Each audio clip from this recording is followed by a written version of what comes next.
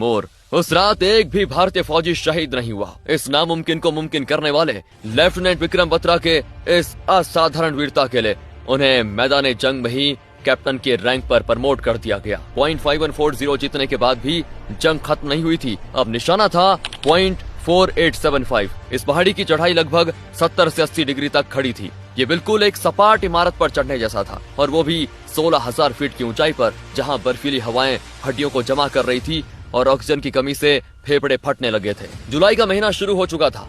Captain Batra की हालत बहुत खराब थी। उन्हें तेज बुखार था। पिछले ऑपरेशंस की थकान और चोट ने उनका शरीर बिल्कुल निचोड़ दिया था। लेफ्टिनेंट कर्नल जोशी जानते थे कि बत्रा की हालत ठीक नहीं है, इसलिए उन्होंने सोचा कि बत्रा को बेस पे आराम करने दिया जाए। पर जब बत्रा को यह पता चला तो वो सीधे अपने कर्नल के पास गए और कहा कि सर, या तो मैं जीत का तिरंगा लहरा कर वापस आऊंगा या उस तिरंगे में लिपट कर आऊंगा, पर सर मैं आऊंगा जरूर। 6 जुलाई की रात बत्रा और उनकी डेल्टा कंपनी के 25 सेना के जवान हथियारों से लैस इस खड़ी चढ़ाई पर निकल पड़े। प्लान के हिसाब से उन्हें ऊपर पहुंचकर कैप्टन नगाप्पा की टुकड़ी के साथ मिलना था, जो उनसे पहले आगे बढ़ चुकी थी। सुबह के करीब 3 बजे बत्रा और उनकी टीम आधी चढ़ाई पूरी कर चुके थे। तभी उन्हें ऊपर से लगातार गोली चलने की आवाजें आई। उन्हें नगाप्पा की टुकड़ी दिखाई दी। उन्होंने अपनी जान पे खेलकर दुश्मन के 2 मजबूत बंकर्स को तबाह कर दिया। बत्रा को देखते ही नगाप्पा की टीम का हौसला बिल्कुल दोगुना हो गया था। दुश्मन की एक मशीन गन की पोजीशन एक पतले से रास्ते पर ऐसी जगह लगी हुई थी कि आगे बढ़ना मौत को गले लगाने जैसा था।